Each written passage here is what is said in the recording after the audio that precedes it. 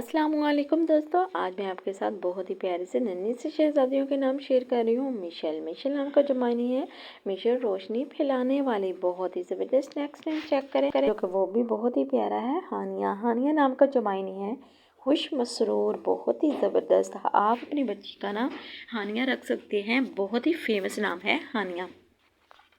Next name है जो वो है नाइला। नाइला नाम का मायने है अता होने वाला इनाम, बहुत ही ज़बरदस्त।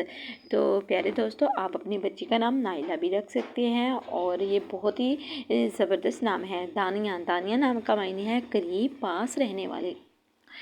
करीब पास रहने वाली। दानिया नाम भी बहुत ही ज़बरदस्त और बहुत ही प्यारा सा नाम है। नेक्स्ट नेम देखें, आयत। आयत नाम का मायने है निशानी, दलील। प्यारे दोस्तों, अगर छोटे से चैनल पे न्यू है तो मेरे चैनल को जल्दी से सब्सक्राइब करें, लाइक करें, शेयर करें, वीडियो को फुल वॉच करें, ज़्यादा से ज़्यादा सपोर्ट करें। अल्लाह हाफिज़।